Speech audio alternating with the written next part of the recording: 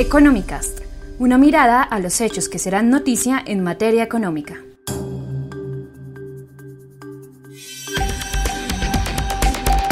Oyentes de Portafolio, sean ustedes bienvenidos a un nuevo episodio de Económicas. Mi nombre es Iván Torres y junto a todos los periodistas de Portafolio analizaremos lo que será noticia en materia económica esta semana.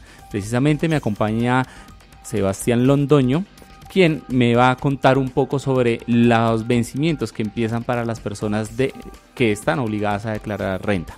Sí, señor Iván, ¿cómo está? Pues mire, la DIAN recordó la semana pasada que este martes 6 de agosto comienzan los vencimientos con las cifras, con los últimos dígitos de la cédula para declarar y pagar renta si es el caso. Recordemos que no todas las personas que declaran tienen que pagar, pero eso ya depende de cada quien, de sus ingresos, su patrimonio, sus consignaciones, en fin, hay varios factores que inciden para determinar quién tiene que declarar renta y quién no lo tiene que hacer. Estos vencimientos van hasta el 17 de octubre de este año. Sebastián, se espera que a la luz de la nueva ley de financiamiento que se aprobó en diciembre pasado, pues aumente el recaudo frente a las personas naturales. Sí se espera que aumente el recaudo, pero no particularmente por la ley de financiamiento, porque la ley de financiamiento si bien ya empezó a regir, aplica para el año gravable 2019 y el año gravable 2019 se declara en el 2020. Entonces, esos resultados los veremos el otro año. Pero sí se espera un aumento en el recaudo, se espera que pase más o menos de unos 2,7 billones a unos 3,2, es decir, estamos hablando de un poco más de medio billón de pesos adicional, pero por diferentes cosas, sobre todo porque este año la DIAN tiene más herramientas y más dientes para buscar a las personas que no declaran y están obligadas. Entonces hay una cosa que se llama la información exógena, que es información que otros terceros como bancos, universidades, diferentes entidades le entregan a la DIAN y le dicen, mire, yo le pagué a esta persona o en general a las personas le pagué tanta plata. Entonces esa información se cruza con la que presenta el contribuyente. Si la DIAN se da cuenta que esa información no coincide, ahí es donde puede caerle a las personas y las puede fiscalizar. Entonces lo que hizo este año fue entregarle más o menos a 700,000 personas una cosa que llama la declaración sugerida. Entonces la declaración sugerida es que la DIAN le dice, mire, yo con la información que tengo creo que usted más o menos tiene esto y debe declarar. Ese es como un primer borrador que se le entrega a la persona, pero cada quien está obligado a terminarlo de llenar, a modificarlo, a decir, mire, esto no, definitivamente no es lo mío. Pero entonces, a partir de eso, de poder focalizar mejor a la gente que sí tiene que declarar, es que se espera aumentar ese recaudo que sube a más de 3 billones de pesos este año. Ok, Sebastián, finalmente, pues la DIAN, ¿cuál ha sido como el balance que ha entregado hasta el momento? ¿Sabe usted sobre el tema de recaudo precisamente de impuesto? De particularmente el impuesto de renta, pues como buenos colombianos lo dejamos todo para última hora. Entonces, de los más o menos 3,2 billones de pesos que se espera recaudar, no se ha llegado ni a medio billón de pesos, la verdad. Las personas que lo han hecho son personas juiciosas, que tienen estas cifras o estas fechas siempre en su mente y preparan los papeles con antelación, pero es importante recordarle a las personas que nos escuchan que las fechas que aparecen en el calendario son las fechas máximas. No es que ese día se tenga que pagar, sino que ese día es el último plazo que se tiene para hacer y por eso la DIAN siempre recomienda hágalo antes, que se puede hacer perfectamente a través de la página, se genera el recibo y se paga en un banco o se paga también en línea, no hay ningún problema. Pero entonces, para evitar justamente eso, que todas las personas colapsen el sistema, porque ha pasado en años anteriores, todo el mundo se mete el mismo día, los de un mismo grupo, y colapsan el sistema, entonces se vuelve un rollo bastante difícil de solucionar. Se puede solucionar obviamente, pero pues para evitar todos esos traumatismos, el mensaje es hágalo cuanto antes. Así tenga que declarar o este 6 de agosto, que es el primer día, o el 17 de octubre, que es el último. Las recomendaciones siempre, hágalo cuanto antes. Eso se requieren muchos documentos, pues las personas que ya han tenido experticia en esto saben, y declaración de retenciones de las empresas, informe de las entidades financieras de productos financieros, consignaciones, pagos externos, en fin. Pero también hay que recordar, antes de que me despida y antes de que me eche del podcast, compañero, que para este año se rigen las mismas reglas del año pasado. Es decir, la reforma tributaria del 2016 es la base de las declaraciones. Entonces, estamos hablando de las 5 rentas, de trabajo, pensional, no laborales y las otras 2. Entonces, es importante que las personas tengan en cuenta que lo que quedó en la ley de financiamiento todavía no aplica. Se aplica lo mismo que aplicó el año pasado. Muy bien, Sebastián, pues estaremos atentos al desarrollo de esta noticia y a cómo se van dando estos vencimientos. Muchísimas gracias. Bueno, feliz semana. Bueno, y continuamos ahora con nuestra compañera Laura Lesmes, quien nos trae buenas noticias a propósito de los indicadores que ha dado el gobierno sobre el tema de el desempleo, que pues sigue siendo como el lunar, como lo han mencionado algunas personas en esta administración del gobierno Duque. ¿De qué se trata esta noticia, Laura? Bueno, Iván, la noticia buena este lunes es que el presidente y la vicepresidenta Marta Lucía Ramírez van a estar refrendando estos compromisos que 46 gremios y 60 entidades del sector público han desarrollado durante todo el año para así firmar los pactos de empleo y crecimiento que tiene el país. Son 14 acuerdos que serán presentados oficialmente y la idea es que se apoye el emprendimiento, la internacionalización de sectores como el cacao, carnes, azúcar, alimentos procesados, las industrias agroforestales, los químicos, los plásticos, cosméticos, moda, construcción, software y lo que se ha llamado y lo que ha sido el gran foco del gobierno Duque, que es la economía naranja.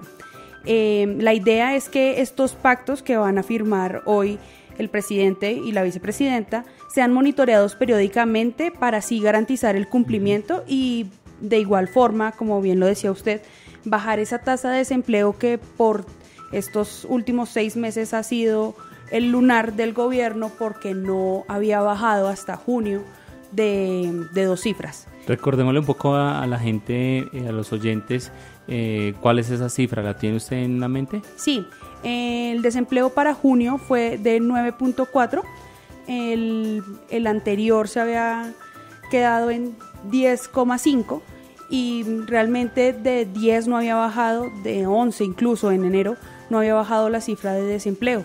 Hasta ahora en junio tenemos una reducción, pero igual no es todavía muy diciente porque si lo comparamos con el año pasado, o sea con 2018, en junio la tasa de desempleo estaba en 9.1. Entonces todavía estamos arriba y esperamos que estas iniciativas y que todos los planes que tiene el gobierno para que haya en el país mejor trabajo y que sea de forma legal, pues que sigan funcionando para bajar estas tasas. Muchas gracias, Laura, y bueno, pues mañana martes una de las noticias que será de gran expectativa para el tema de la infraestructura es el fallo del Tribunal de Arbitramiento sobre la Ruta del Sol 2. Precisamente para hablarme de este tema me acompaña pues Adriana Leal, quien tiene los detalles de lo que puede ser este fallo.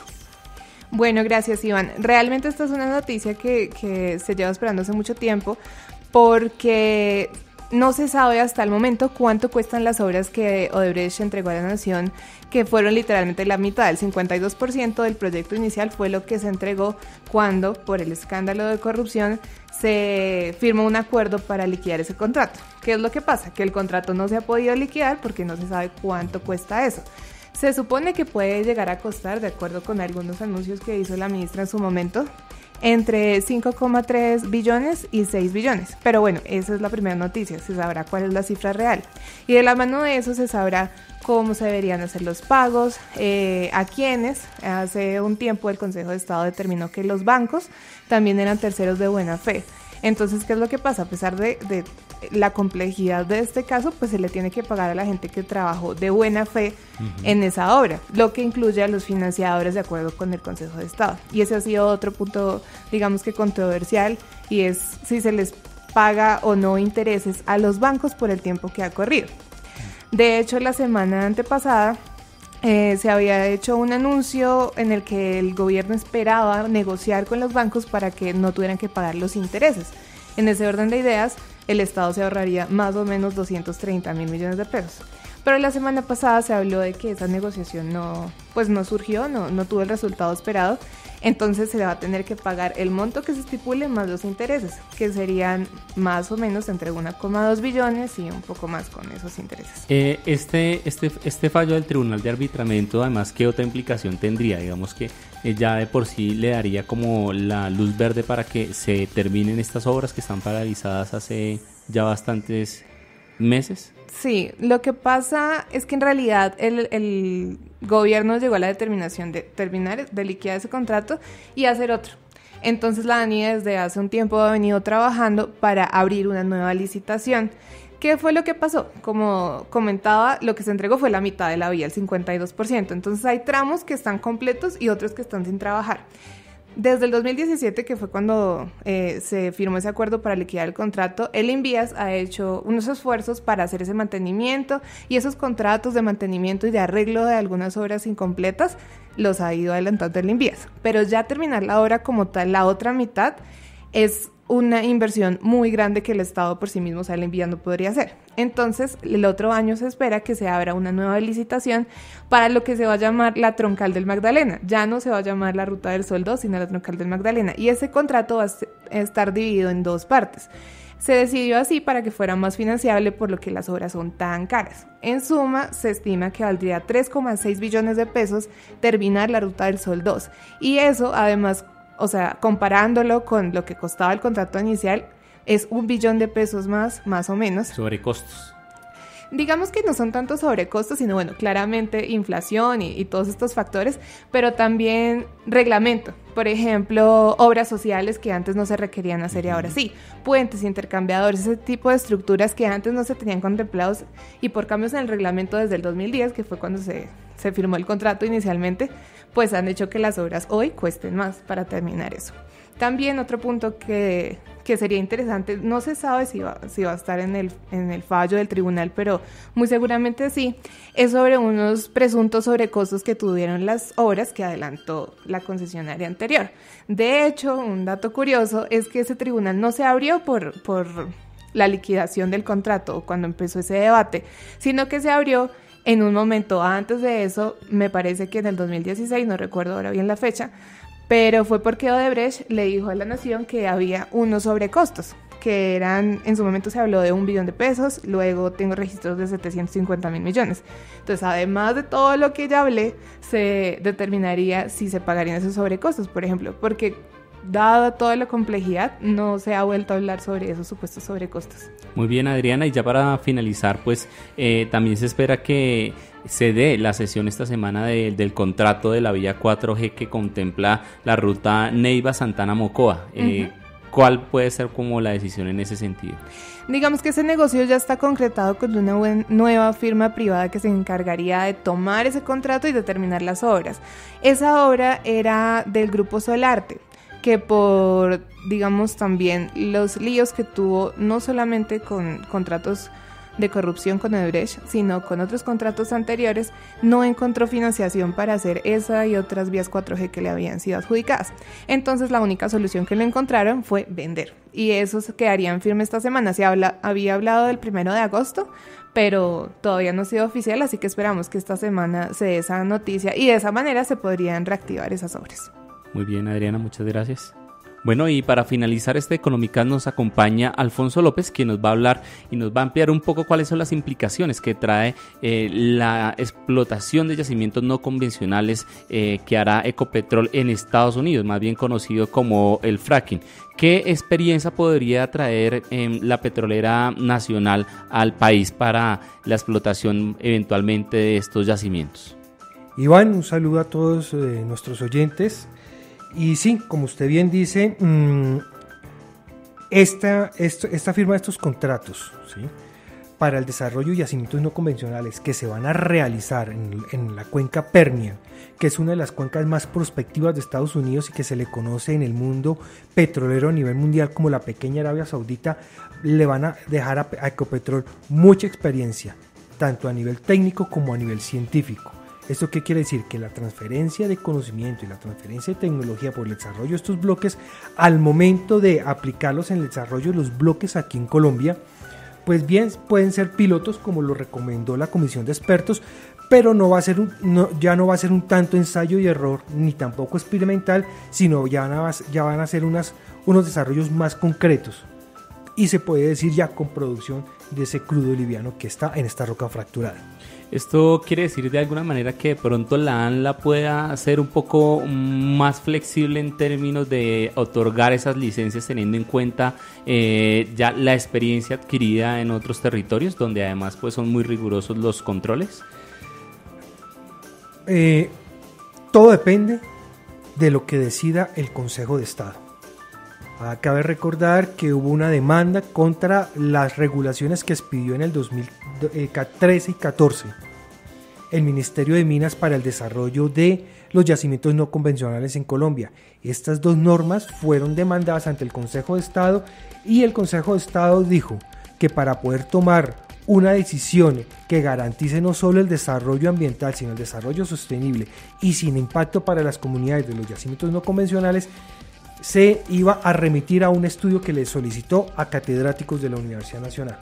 Hoy en día, licencias para fracking, como lo reseñó el diario Portafolio la semana pasada en una entrevista al director de la ANLA, Rodrigo Castaño, no tiene licencias ambientales para el desarrollo de fracking en ese momento en estudio. La única que había, que era un piloto para un proyecto, teniendo en cuenta que la legislación actual no habla de pilotos, es que quedan suspendidos y era de Ecopetrol hasta que el Consejo de Estado no decida. Es decir que mientras esa comisión de expertos no resuelva lo que se tiene, digamos, en cuanto a reglamentación, la autoridad de licencias ambientales no podrá expedir ninguna licencia.